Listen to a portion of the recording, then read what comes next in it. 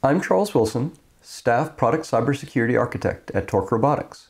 This presentation will cover attack surface analysis model creation. This diagram shows the overall AVCDL training path. If you're taking this training, it's assumed that you've already completed the AVCDL overview training, and additionally, that you've completed the requirements taxonomy, security requirements, secure design principles, apply secure design, and threat prioritization plan training. Additionally, you should have completed the attack surface analysis overview training. This training will cover attack surface analysis model creation. Before getting into attack surface analysis model creation, let's briefly review where it fits into the overall attack surface analysis process. Here's the attack surface analysis process workflow. We have 3 individual activities: model creation, model analysis, and threat candidate triage. Let's consider the model creation activity. As the first activity in the attack surface analysis process, element model creation is arguably the most important. The system design is considered by the development and attack surface analysis SMEs. This results in the creation of an element model. It's important to note that the development SME, or SMEs, are not an optional participant in this activity. This is because it's not the place of the ASA SME to guess as to the intentions and designs of the development team. The ASA SME's purpose here is to facilitate the acquisition of information and to eventually create a representation of the system which is usable for the process of attack surface analysis. If we consider the NIST threat modeling lifecycle, we can see that we have diagramming, identification, investigation, mitigation, and validation activities. This life cycle is equally applicable to how we handle attack surface analysis.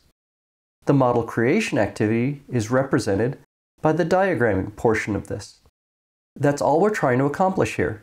We're not looking into any deeper meaning behind what the various entities contained within the element model are. We're merely attempting to identify what the potential attack surfaces of the element are. This information will be used in the later analysis and triage activities. Models are by nature reductive, including only features necessary to the task, and even then, only at the fidelity that the task requires. There's no point in having a perfect digital twin if all you care about is a very small subset, because the effort required to create such a high fidelity representation exceeds the amount of utility that you get out of the model itself in the context of the purpose you've assigned to it. So when we consider an attack surface analysis, we only have 3 areas of interest. This diagram shows those. We have ports, protocols, and processes. We care about the physical holes in the element itself, through which the data can traverse. We care about the protocols which are being used to convey that data, and we care about the processes which are the endpoints for the data. This is the totality of the needs that we have when we're doing an attack surface analysis. It's the simplest ask that cybersecurity can make of development.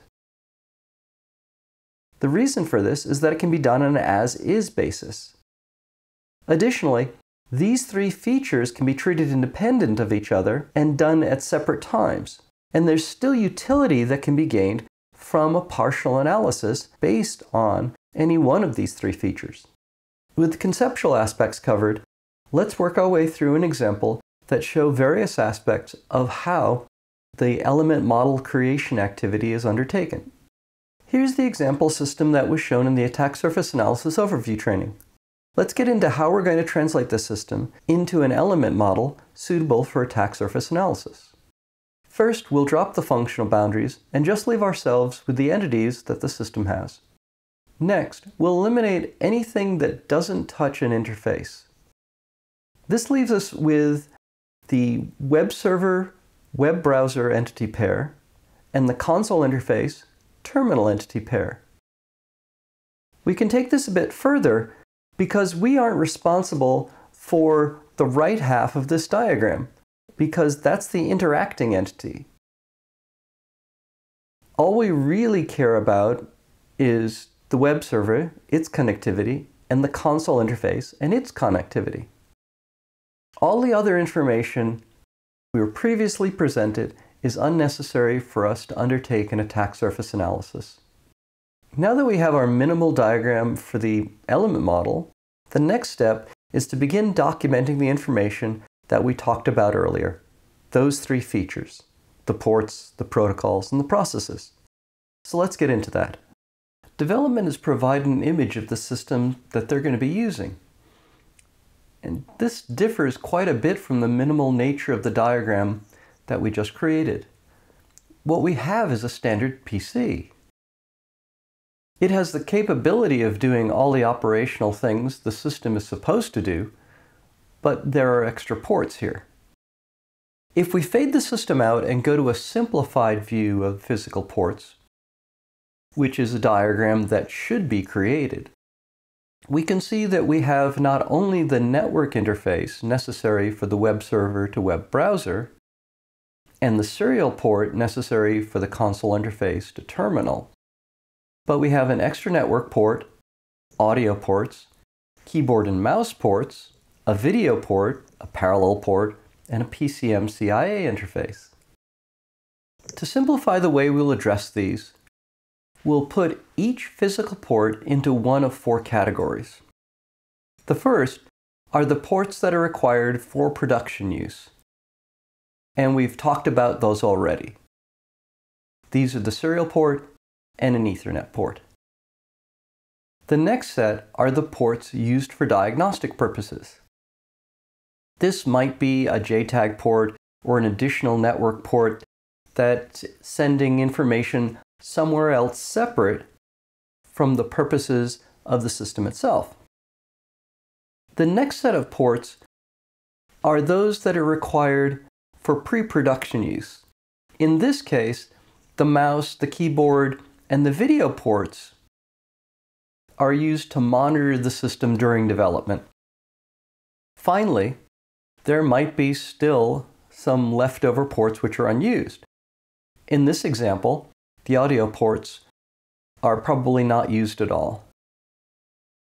Each of these categories will have a different treatment when analysis is performed. The specifics of how these categories are treated will be addressed in the attack surface analysis model analysis training. And here we show the physical port sheet of the attack surface analysis model creation workbook, filled out and showing the diagram of the physical ports. You'll notice that every physical port has been given a unique identifier, so that when we're talking about it, we're not just hand-waving. For instance, we have two USB ports. We want to be able to know which is which. Similarly, we've got two network ports. We have to be able to disambiguate which one we're talking about. So everything gets a unique ID. They all have common names. We indicate the interface that's being used and a description of it, as well as its purpose. For ports that are operationally required, this is the specific purpose. Otherwise, we just list one of the other three port types just mentioned. If the port is operationally required, the functional requirement ID supporting it needs to be indicated. The need for a functional requirement will also be true for protocols and processes. And finally, there are some notes. Noting that ports are development only will be useful later when doing analysis and triage. Taken together, we can, for example, say that we have port ESC03, which is a 100 base T Ethernet port used for normal operation of data traffic, supported by requirement ESR01 for communications between the web server and web browser. Next, we're going to look at protocols. This is grouped together with logical ports because the primary focus of this feature is to address things which are connected using the traditional networking systems which allow for multiple protocols on a shared medium. Ethernet would be one example of this, CAN being another. Logical ports are simply IDs within a data packet which allow you to differentiate data streams. Going back to our diagram that shows our interfaces, we can see that we have a web server web browser pair and a console interface terminal pair. The console interface and terminal are communicating over an RS-232 style serial interface. So there's no real protocol here. It's strictly a single end-to-end connection, and we're not focusing on that. In our case, we know that we have a network connection, and we're enumerating it here as ESL01, example logical port 1. It uses a particular port number and has a protocol associated with it. It's this port protocol combination that we tend to look at later. We show its description, its purpose, and its requirement ID. One could hypothetically say that this connects to a particular physical port, but for the purposes of our analysis, that's not necessary. It is an interesting association to make, however. Finally, we have the processes feature. Jumping back to our entities diagram, we can see that we have three processes here in the context of the element. They are the web server, the core service, and the console interface. We're going to enumerate all of them. This is not strictly necessary, but it is helpful to have this list as we look at the particular issues later. Here we show our three processes, all having been given an ID. In this case, they're all prefixed by ESP, example system process. We've got a name for each, a process type, and process class. Two are processes, and one is a service or daemon. Two of these processes are owned by us. One is supplied by a third party. This ownership is not significant to attack surface analysis, but in threat modeling analysis it is. We have descriptions, purpose, and the requirement each ties back to. And that's it. It really is that simple. There are three features we care about: ports, protocols, and processes. They need to be identified. They need to have diagrammatic representations so that we can communicate about them. They need to have unique entity identifiers and attributes identified as necessary. Collectively, this material can be considered as the attack surface analysis model for the element. We can take it to the next step, which is to do analysis. The materials that were used to cover this example are in the location shown here. All AVCDL materials, both in source and distribution forms, are available on our GitHub site, as shown here. Because of the size of the repository, it's recommended that you either clone the repository or download a zip archive of it if you're not familiar with using Git. Instructions for downloading a zip archive are linked to on the repository's front page.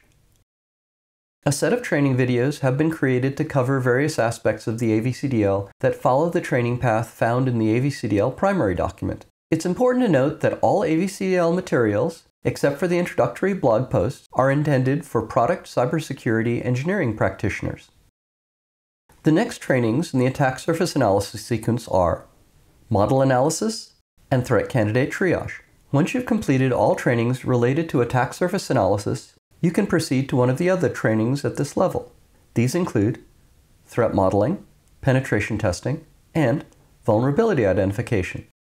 Additionally, if you've completed secure coding and its prerequisites, you can also proceed to static analysis, dynamic analysis, fuzz testing, and source code review. Here are the references to the source material used in the creation of this presentation. They'll also be included in the video description. Additionally, this presentation source material will be provided on the AVCDL GitHub repository.